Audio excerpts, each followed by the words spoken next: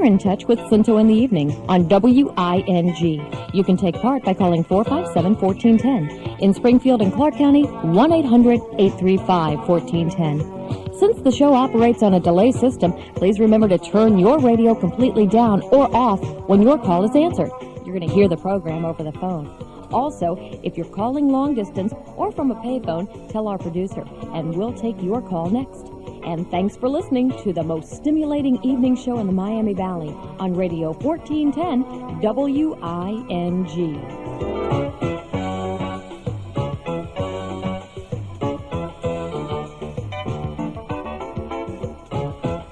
Good evening to you. Scinto in the Evening continues, and we are indeed honored to have with us a gentleman, probably one of the folks closest to former President Richard Milhouse Nixon. And the latest book is The China Card. And just one of the comments about the China Card, advance praise, if you will, for it. A yeasty mix of politics, history, personality, marvelously enriched by innumerable major and minor insights and observations, available only to an insider. That from Thomas Fleming, the author of The Officers' Wives. I have had the good fortune, I should say, to read The Company. And I might say, in fact, we'll talk to John Ehrlichman about that. I didn't think it translated very well to television. It lost a lot of the translation. The book was excellent. And the whole truth, I have not read Witness to Power, The Nixon Years, nor have I had a chance to read The China Card yet. But joining us on the Newsmaker line right now is Mr. John Ehrlichman. And, John, thank you for coming on with us. It's a pleasure. Did you get the same impression that I did, obviously you being the author of the book? The Company was very powerful. In fact, William Safire calls it gripping and powerful. And I didn't think it translated as powerfully to television. Did you agree with that? Yeah, they stretched it out to 12 hours, you remember? Yes. And it wasn't that thick a book. Yeah, it was called, I think, Washington Behind Closed Doors, if I'm not mistaken. And actually, the television play was 2 hours at the beginning right from the book, and 2 hours at the end right from the book, and 8 hours in the middle that I didn't really recognize. Poetic license, I guess, right? Something like that. John, it is indeed a pleasure to have you here, and correct me if I'm wrong on your position in the Nixon administration. You were, I believe, legal counsel and foreign affairs advisor. No, I started out as counsel to the president, and I did that for about 10 months. Yes. Then I became assistant to the president for domestic affairs. Domestic affairs, okay. Right. Henry Kissinger had the foreign affairs. That's okay. The China Card is, when we talk, I guess, about poetic license, it appears, at least from the excerpts that I have seen of it, and in going through the book, it appears that it is very close to a nonfiction work, and yet it is a novel. How close is it? Well, it's hard to quantify. Certainly, the scenery and some of the people who form the background for the story are real people and real events and real places.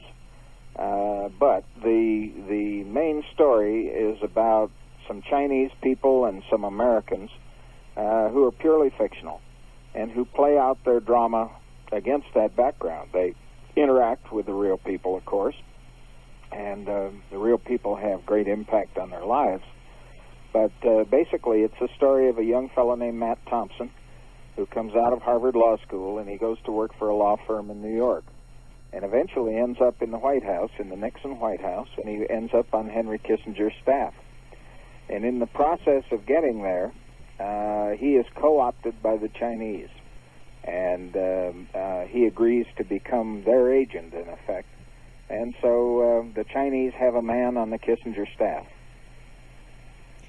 Now, I would have to say that in looking at the Nixon years in the White House, that the opening of the door with China, the People's Republic of China, had to be, I think, in foreign affairs parameters, probably the single greatest achievement we have seen in the last couple of decades. Would you tend to agree with that? I would, and that's one of the reasons that I felt that I was strongly interested in doing this book, because it seemed to me one of the most dramatic incidents of perhaps the last 25 or 30 years since the war. How much does the book deal with the personalities of those involved, the Henry Kissingers, the Haigs, the Nixons? Well, is it more dealing with what is happening and with Matt Thompson, or is it dealing with the personalities of all those involved? No, to a you great see those people, and you see them in rather intimate situations, working with one another and working with their staff. But I had a tremendous advantage in writing this book because I don't have to describe Richard Nixon to anybody, or Henry Kissinger for that matter.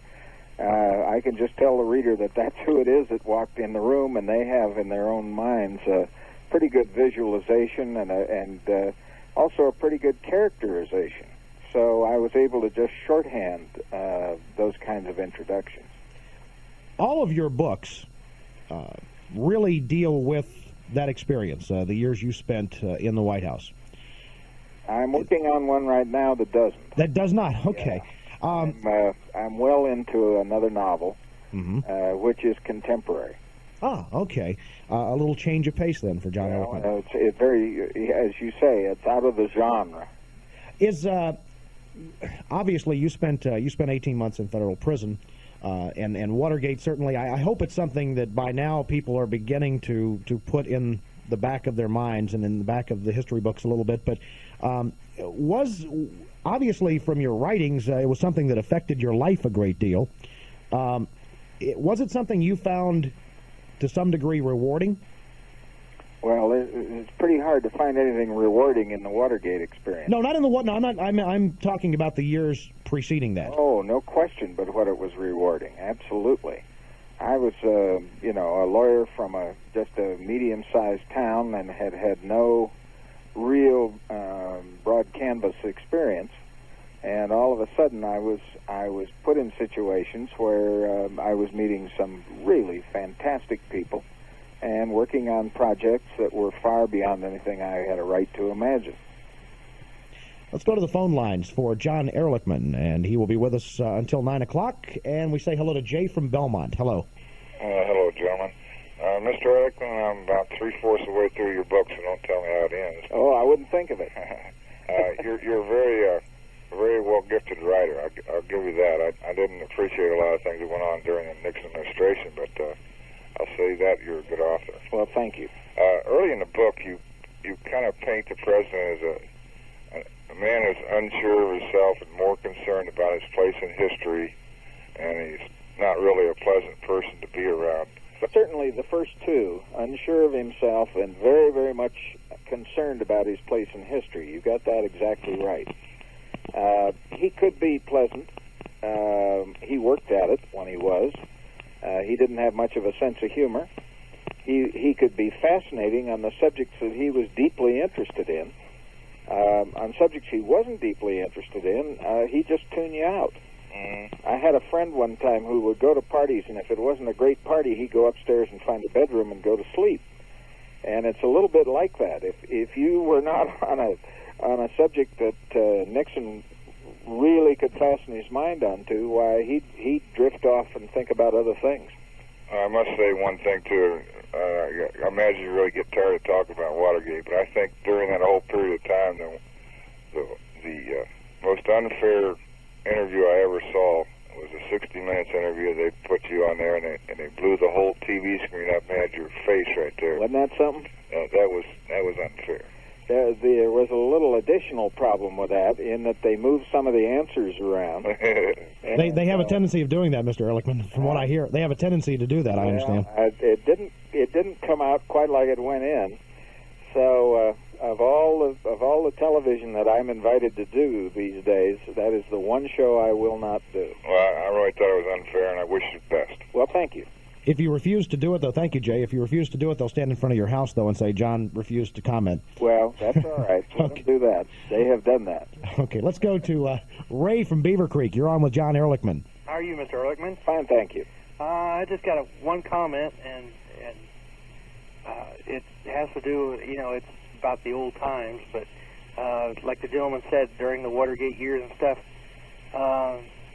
there was a lot of people, a lot of innocent people, that weren't doing anything different than the previous administration had ever done. And the only thing that happened was somebody got caught. And unfortunately, gentlemen, you were it. But I'll tell you one thing. I have more respect for the Nixon administration than any administration ever, because they weren't afraid to step forward and say and do what they thought was best. And during the Vietnam years, tell you what, I was on my way over there, and the man stopped it, and I probably wouldn't have came back because the odds were against me. Yeah. And I have a lot of respect for that man. And the people worked with him because the people worked with him were the one that made the man. Well, and I'd like to thank all of you. He's looking better and better in some ways, and people are getting more perspective on that period of time. You know, the whole Watergate business stood up awfully big in the foreground for a long time, and it made it impossible for people to realize that some pretty good stuff had been done.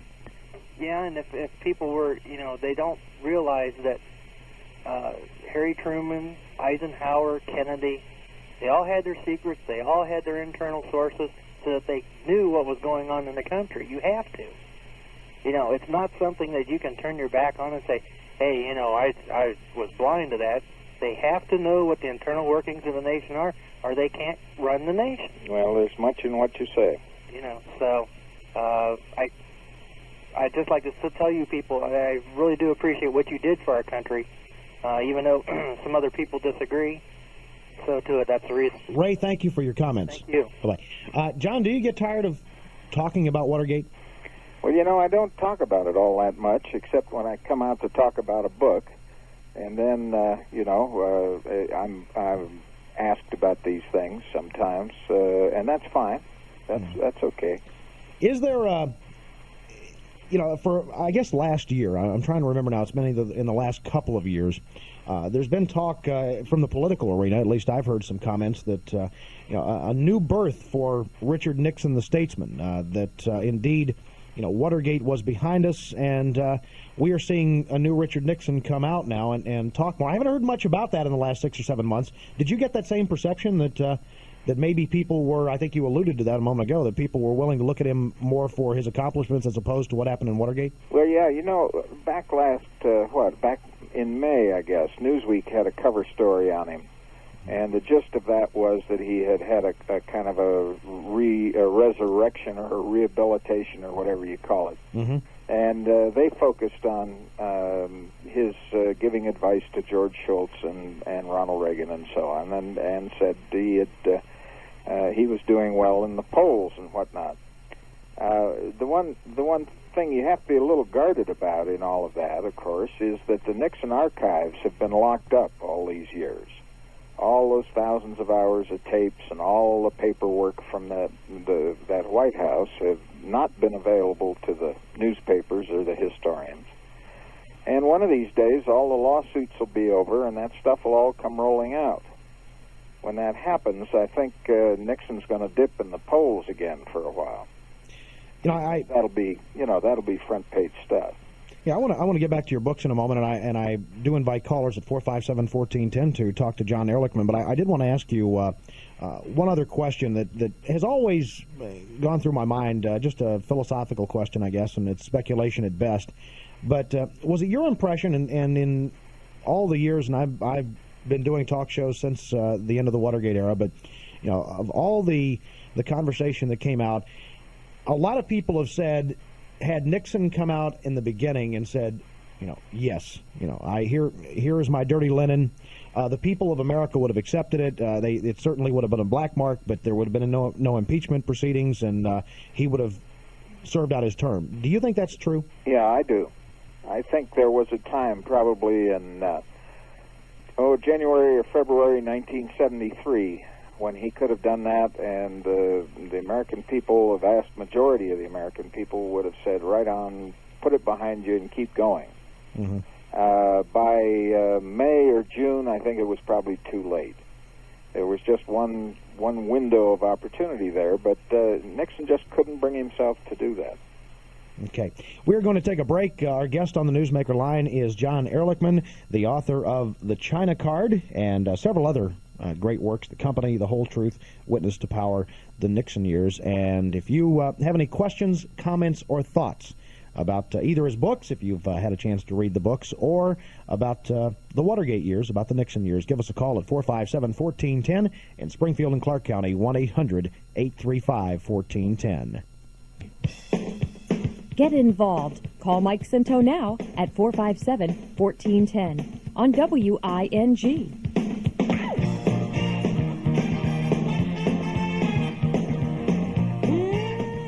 Former chief counsel to the President of the United States, Richard Nixon, is with us on the Newsmaker line. John Ehrlichman, we're talking about the China card.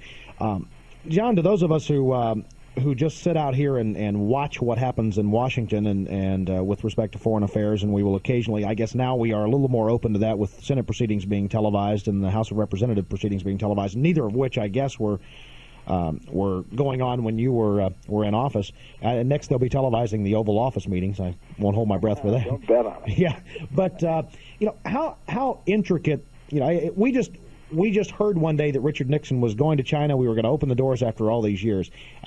How long did this take to build up to this? It took a long time. It started before he ever went into office with some writing that he did on the subject.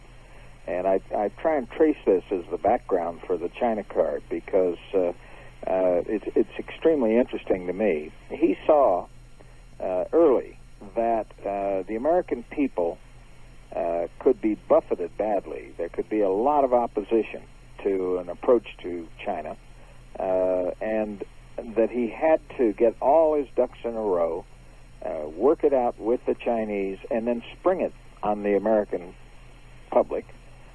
And particularly on the right wing of the Republican Party, as an accomplished fact. So there was a lot of secret negotiation. The Romanians, the Pakistanis, the French were all go-betweens. And the countries met face-to-face in Warsaw. The ambassadors from the two countries met in Warsaw, supposedly to discuss the resolution of the Korean conflict. And messages were passed back and forth over a period of years. What time frame are we talking about at this point? We're talking about 1969, 1970, okay, and on into 1971. Mm-hmm. And finally, a message came through that an emissary from the president would be welcome to discuss a visit by the president. And that was the thing that Nixon and Kissinger were both angling for in the messages that they sent to the Chinese. So you remember when the ping pong players were invited? Yes. That was very symbolic. That was a very dramatic symbol sent by Zhou Enlai to the Americans that he was ready to deal. And very shortly after that, it was arranged that Kissinger would go on a trip to France by way of Pakistan. And of course, in Pakistan, he supposedly became ill and was confined to a guest house. And he disappeared from sight for 3 days. And every day, his assistants would come shuttle into the house to meet with him and come out again. And the press would watch them go in and come out. And bulletins were issued on his health and so on. Well, all the time, he was up in Beijing having meetings with Zhou Enlai.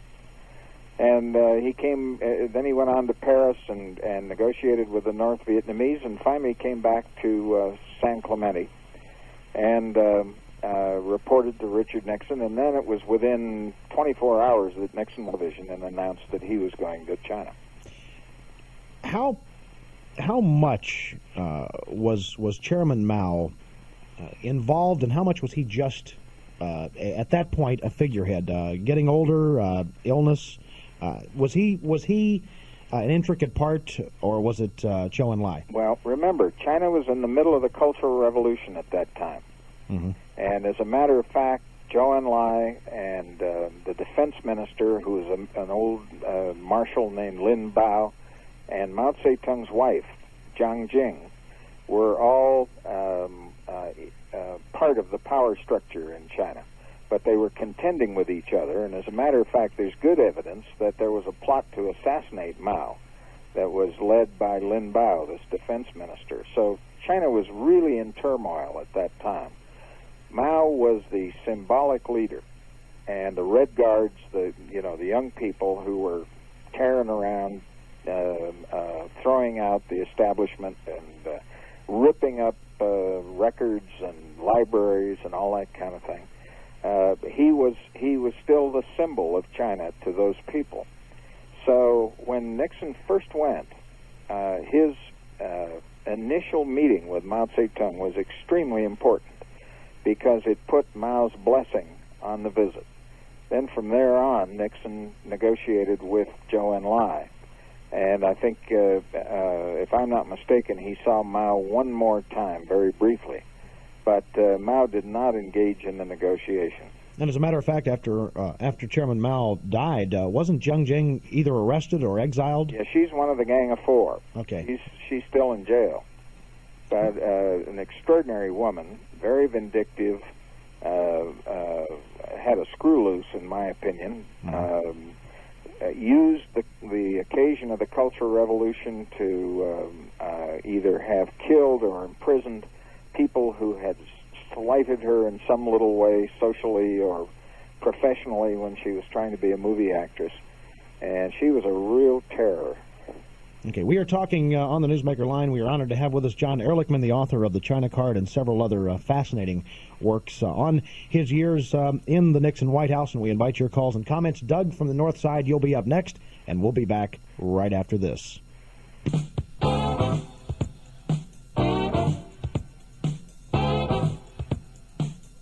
Have your say with Scinto in the evening on WING. He's a sweetheart of a guy, and you can talk to him by calling 457-1410.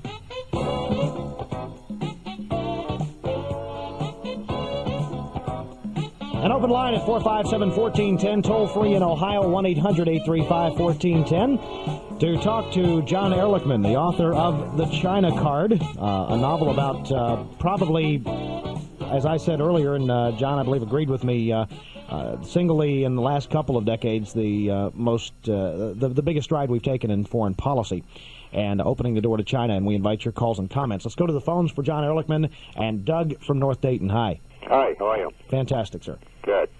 I have a couple of questions, and maybe John Ehrlichman would like to comment on or answer if he can. Sure. They are both concerning Watergate, and there's something that have bothered me over quite a few years. The first one is that, as I understand it, the plumbers that conducted the Watergate episode were trained CIA experts, trained in conducting Mission Impossible exercises type of thing. And the question I have is, if they are that good, how did they screw it up so badly? That's the first question I have. The second question... Well, I'll take the second one first. That's easy. I haven't any idea. I have a suspicion who Deep Throat is. Sir? I have a suspicion who Deep Throat is. Well, then you have the advantage of me, because nobody that I could recognize fits the description in that book. Well, it's the one who has access to the tapes. Well, Alexander Haig. Well, that's an interesting thought. Or Hal Holbrook, I believe, in the movie, wasn't it? Well. Anyway. Whatever. Go ahead. Movies, real life is different. Okay. As to your first question, the 4 or 5 people who became known as the plumbers were only partly involved in Watergate. There's a fellow named Hunt and a fellow named Liddy. Hunt and Liddy are, I'm familiar with the case on Hunt in Florida that he's been found involved in not only that, but with John Kennedy's assassination. Okay, well, there were several other people in the so-called plumbers, Krogh and Young and somebody else whose name doesn't come right now, who were not in any way involved in the Watergate break-in. Well, what about Barker, the guy across the street? Well, now that's a whole bunch of Cubans that were hired, as I understand it, by the committee to re-elect the president, by McCord and by Liddy, to do this job in the Watergate. And this all came out at the trial. They had nothing at all to do with the plumbers as such. And as a matter of fact, the plumbers was a project that existed for only about 5 months, way back in 1971. Over a year before the break-in at the Watergate. So there was just no relation between the two at all. Well, now as to why they did such a bum job, I'll commend you to a book by a man named Haugen, Hougan, called Secret Agenda that came out last year. Mm-hmm. It's the best explanation of what went wrong and why that I have seen around. That's right. What about... Excuse me, John, I'm sorry. Well, I was just going to say, his basic theory is that the CIA deliberately sabotaged that operation. Well, I've heard other speculation, John, that, and well-founded or not, I don't know, that the Democrats were even involved in this, and that, indeed, Liddy and Hunt were working for the Democrats. Well, now, Haugen has investigated that, and I think pretty well laid that one to rest. But, there's so many questions about this thing that were never answered, and Haugen points out that there never really was an investigation. Neither the police nor the FBI nor anyone else really investigated that burglary. Yes. Doug, thank you very much for calling. I want to get back to the China card for a moment. We will go back to the phones in just a moment for John Ehrlichman, the author of the China card. Coincidence that this happened during the Cultural Revolution? Was it advantageous that it did? Would it have worked 5 years earlier or 5 years later? Good question, and it's really the whole point of the book. When I was in China about 3.5 years ago, it occurred to me that there must be a good deal more to the coming together of the two countries than just Richard Nixon getting a bright idea. And when you stop to think about it, being in the midst of the Cultural Revolution as they were, China really needed an alliance with the United States every bit as badly as we needed them, and probably more. Their economy was in terrible shape.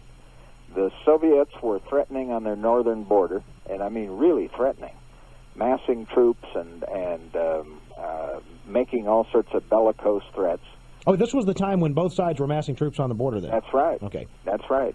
And, of course, the way the China card starts is with Zhou Enlai sending for an old diplomat who's been banished to a pig farm during the Cultural Revolution, and he brings him back because he's an American expert. And he says, you've got to help me to work on an alliance with the United States. We desperately need it. And I think probably you put your finger on exactly why it worked when it did.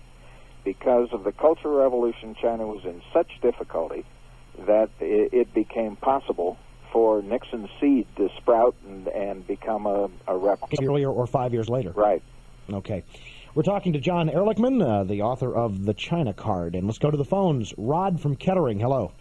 Good evening. Good evening. I've got a couple of questions for Mr. Ehrlichman. The first one would be if he has any animosity toward Richard Nixon for his part in, for example, the fact that Mr. Nixon was pardoned for crimes he says he wasn't guilty of, which is a hard feat to do. And the other part is that if he feels no animosity, at what point in time did Mr. Nixon have such complete control over his people that they would be willing to commit felonies? Well, for answer to your first question, I think I can honestly say I don't have any animosity toward Nixon or anybody else. This is such a far-away, closed chapter in my life now. I just don't pack that kind of emotion around. As far as why people did what they did for him, after you've worked in the White House a while, you get used to the pattern. And the pattern is for you to give the very best advice you can to a president. I don't care whether it's Nixon or any other president. And then he makes a decision. And once he makes a decision, you abide. So that was what was going on during this time of crisis. I don't think anybody really realized at the time that it was as serious a crisis as it was until we got well into 1973. But people were giving him advice right along. People gave him advice along the line that we discussed a while ago, to step out and make a clean breast of things and put it behind him. But he just couldn't bring himself to do that. Well, okay, that was his decision. And that being his decision, then everybody abided it. And when you come right down to it, some of the, I would say most of the things that people in the White House were charged with as a result of this whole episode were in that category of having gone gone along with the decisions that he made, rather than having gone off and gone into business for themselves in one way or another. Okay. I thank you very much for calling, Rod. Our number is 457-1410 in Springfield and Clark County, 1-800-835-1410. John Ehrlichman, the author of The China Card, will be with us for about another 17 or 18 minutes. If you have a question or a comment, the number is 457-1410, 1-800-835-1410.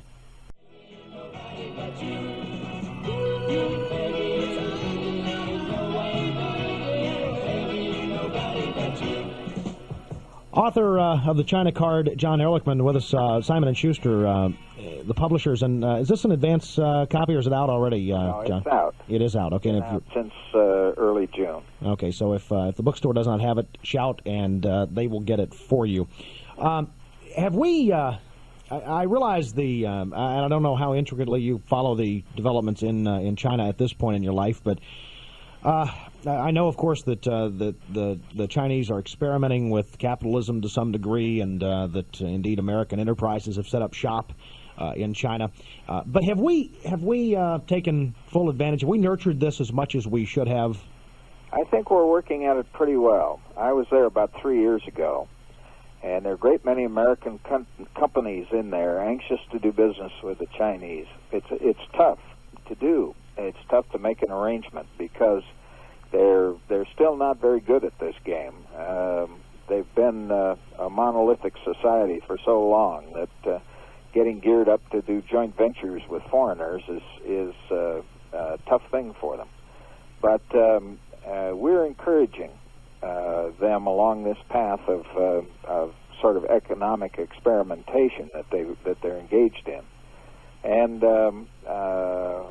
it's still very touch and go, I think. Deng Xiaoping, who's the strong man in China, is very elderly, as you know. Yes. And nobody really knows what's going to happen if he dies. There's a conservative element in China which is essentially Maoist and which resists these changes. The so-called contract system and the responsibility system, where people get to keep the fruits of their labors, is not well received in some quarters. So there's a good deal of resistance. So it's still kind of up for grabs, I think. Is Nixon still one of our greatest emissaries, if you will, to China? Absolutely. Yeah, he's a hero over there. The only reason that I was as well treated as I was when I went is because I had once worked for him. And he can do no wrong in China. Okay, let's go back to the phones for John Ehrlichman and Mary from East Dayton. Hello. Good evening, Mike, and good evening, Mr. Ehrlichman. Good evening. First, I'd like to preface this by saying that I do support former President Nixon, and I realize that the things he did were not proper. I know that. I know that he should have revealed the tapes. He should have come out and openly confessed to things, but I think he did try to protect his friends. I've always felt that. But I feel that his knowledge on foreign policy is so invaluable, and I do believe that there's most undoubtedly that President Reagan has secretly discussed things with him, especially on the peace talks with Russia and things of that sort. Now, here's what I want to ask you. Do you feel, in your opinion, that there are still now, at the present time, living in Vietnam some MIAs? Goodness, I haven't any idea. I've read what's been in the press, and that's really all I know about it. You don't have any, as the saying goes, gut feeling that there could possibly be, because now the people that have, have proposed that possibly that there are some, that they have seen some. Do you suppose that they're wrong?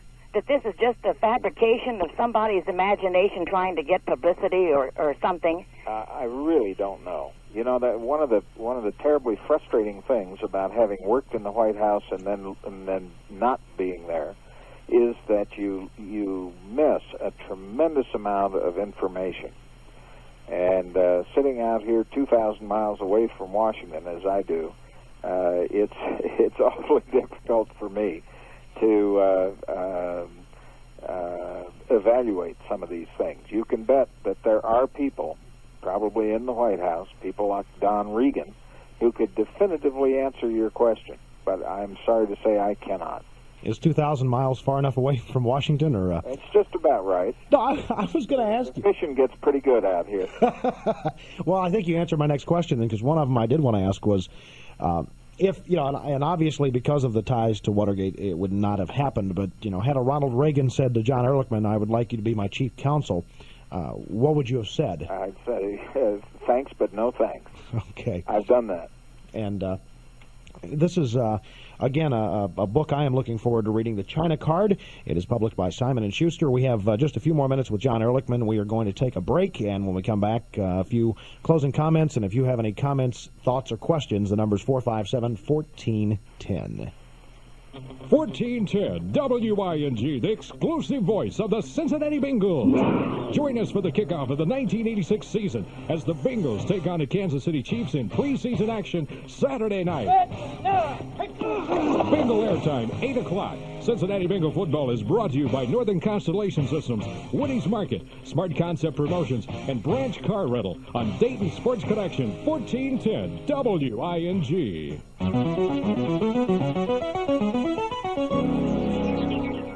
Dayton speaks, WING listens. Do you think the government is spending enough money to fight drug abuse? Yeah, I think so. Yes. When I was at the high school, they're doing a lot at the high school. They now have a drug counselor, and they're starting more programs. Oh, no. If anything, they're investing in the drug problem. I don't know, maybe through corrupt of the mafias or something. I don't know. Just from, let's say DeLorean, for instance, setting him up the way they did, because I really think they did. There's a lot of people that have drug problems, so I guess they don't. Well, from what I've seen so far, I don't think they've done enough. It looks like it's pretty serious in this country. And hopefully they'll spend a little more on that and a little less on foreign aid and some of this other stuff. Take care of a few things here at the house. I know the drug problem is serious, but it seems like they are putting quite a bit of emphasis on it. And of course, all these activities take funding, so it must be amounting to a fair amount of money. Be watching for me, Bill Nance, and the Dayton Speaks microphone in your area. I am upset. I mean, I am extremely upset. What's the matter? I got this snippy letter from the manager of the finance company. Yeah? I am so mad. I may call the national headquarters and file a complaint. What did the letter say? Well, here it is. What does it say? It says, Dear Mr. Lovelace, after checking our records, we note that we have done more for you than even your mother did. Whoa. We've carried you for 15 months. The fun is back in the afternoon with Kay and Metzger on Radio 1410 WING. Hi, this Mutual's Larry King inviting you to give Mike Scinto a call at 457-1410, and then stay tuned with WING at 11 for more great interviews and Open Phone America on The Larry King Show.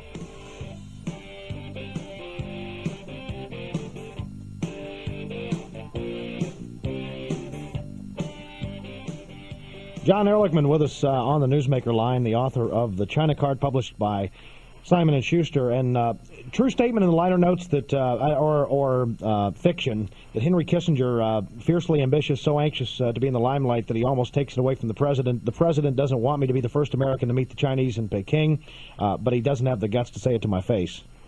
Well, that's a line out of the book. Yes. And there's a scene in the book where Nixon's trying to decide who to send to China on this secret mission, and he's discussing it with Kissinger, and what he finally comes up with is the idea that Kissinger should meet with Zhou Enlai someplace else, maybe Shanghai, maybe on neutral territory. And Kissinger, they negotiate through the hero of the book, Matt Thompson, the fictional young lawyer, back and forth. First, Nixon calls him in and says, "Tell Henry this and that," and then Henry calls him in and says, "Well, the Chinese will never go for that," and goes back and forth.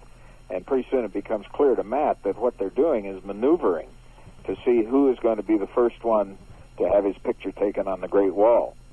And So when he reports back to the Chinese what's going on in the White House, he tells them that this is the bone of contention, and he gives them some advice as to how to handle it. Do you like writing?